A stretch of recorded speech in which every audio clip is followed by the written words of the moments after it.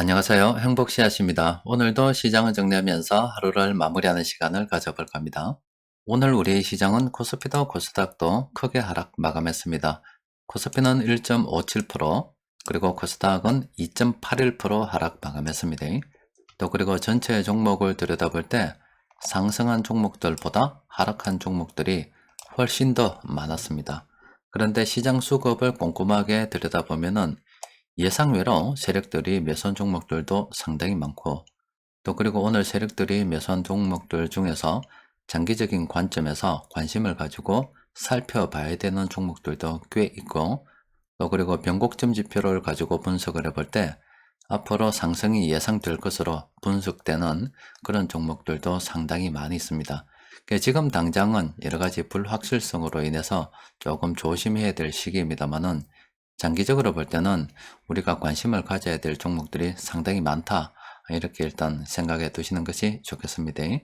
관련해서 좀 더 정리를 해드리면은, 오늘 우리 시장이 이렇게 하락한 것은 바로 전쟁 우려 때문이죠. 이렇게 전쟁이 나게 되면은 가스하고 석유 가격이 상승할 것이고, 그럼 인플레이션 압박이 또 일어날 것이고, 또 인플레이션이 계속 압박을 받으면 또 빠른 금리 인상에 대한 우려가 있을 수밖에 없겠죠. 이런 불확실성이 오늘 시장을 강타했다라고 볼 수가 있습니다. 또 그리고 관련해서 또 괜찮은 뉴스도 있었습니다. 지금 현재 우리나라는 신흥국 정시에 포함이 되어 가지고 있습니다. 그런데 앞으로 선진 정시에 우리가 편입이 될 경우 우리 한국으로 수급적으로 볼 때 한 53조 정도 일단 돈이 유입되고, 또 지수 같은 경우는 한 4,000포인트 이상 오를 수도 있다는 이런 전망들도 있거든요. 이거는 수급적인 측면입니다. 관련해서 이해를 돕기 위해서 예전에 설명을 해드렸지만 다시 간단하게 설명을 해드리면은, 이 경계선을 통해서 이 아래쪽이 신흥정시고 요 위쪽이 선진정시라 하면은, 그동안 우리 한국은 이 신흥정시의 대표 주자 역할을 했습니다.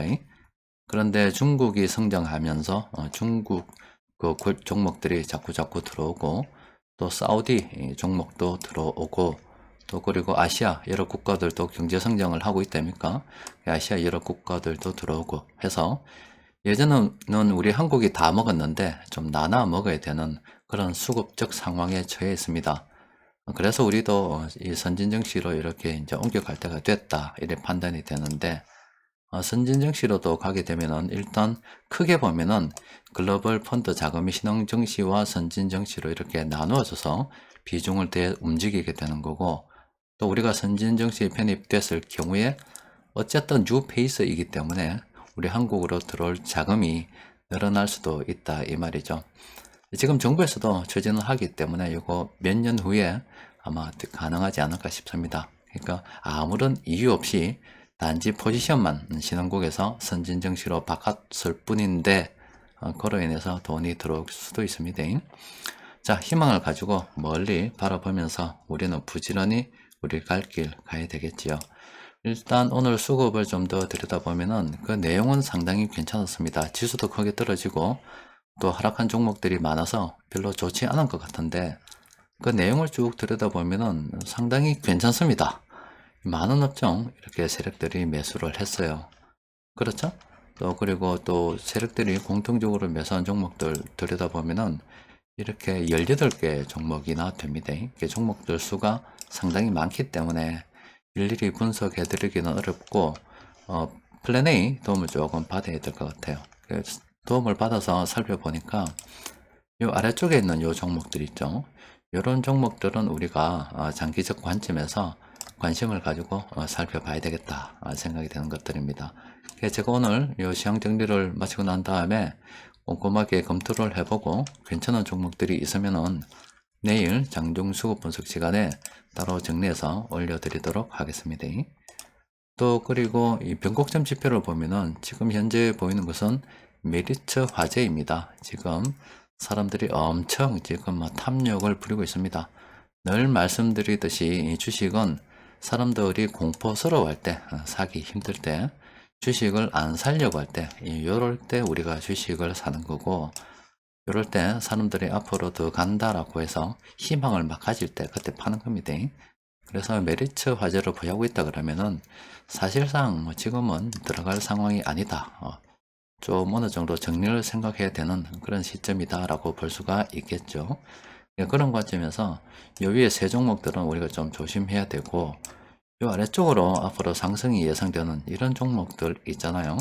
이런 종목들을 우리가 긍정적으로 좀 연구를 해봐야 되겠죠.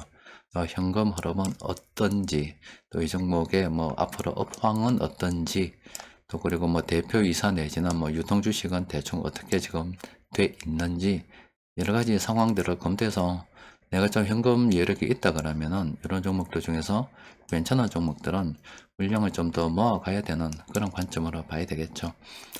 시장이 그동안 이제 정부에서 중앙은행에서 돈을 풀다가요, 지금은 과도기적인 시기를 지나고 있고, 또 앞으로 이 민간에서 돈이 많이 생기는 그런 시점으로 우리가 향해 가고 있습니다. 그 과정에 여러 가지 문제점이 지금 발생되고 있거든요. 또 그리고 우리나라 정시도 또 그동안 신흥국에서 머물렀다면 이제 선진국 정시로 이제 한 단계 도약하려는 그런 시점에 놓여 가지고 있고, 여러 가지 관점에 있어서 이렇게 봐도 저렇게 봐도 지금은 주식을 형편이 된다면은 계속 모아가는 게 훨씬 나은 시점이 아닐까 싶습니다. 그래서 뭐 지금 당장 시장 수급은 뭐 좋지 않고 뭐 주식 뭐 별로 쳐다보기도 싫겠지만은 항상 그런 겁니다. 사람들이 주식에 관심이 없을 때 그때 사야 되는 겁니다. 그리고 나중에 사람들이 관심이 있을 때 그때 팔아야 되는 거고, 그런 것을 갖다가 시각적으로 보여주는 게 바로 이런 거죠. 코로나 바이러스로 인해서 막 급락할 때 이것만 하더라도요, 거의 한 15,000원 정도 부근에 있다가 거의 만원 부근까지 거의 뭐 엄청나게 하락을 했었죠. 이때 매수하더라도. 사람들이 주식을 사기 싫으니까 다 버리고 싶어 하는 그런 시점이잖아요. 이럴 때 떨어지더라도 형편이 된다면 계속 물량을 모아두는 거고요. 또 이렇게 상승해서 사람들이 주식을 막 늘어나도 살려고 할 때 이때 그냥 파는 겁니다. 이때만 해도 한 15,000원에 사서 만원까지 물렸는데 뭐 추가 매수할 돈이 없어. 그래서 놔뒀다 손치더라도 지금 이때 뭐 5만원 아닙니까? 얼마나 많이 먹었어요. 아마 여러분들도 마찬가지일 겁니다. 지금 우리가 주식을 갖다가 뭐 좀 들고 있으면은 여러 가지 불확실성으로 인해서 등락이 많죠. 또 특히 오르는 것보다 떨어지는 적이 뭐 더 많은데, 어릴 때일수록 우리는 뭐 앞으로 잘 될 거라는 희망을 가지고서 나아갈 길은 뻔하기 때문에 우리는 우리 나름대로 계속 물량을 모아가야 되겠죠. 자, 오늘은 또 여기까지 정리하고요. 더 힘내시고 더 희망을 가지도록 합시다. 이상입니다.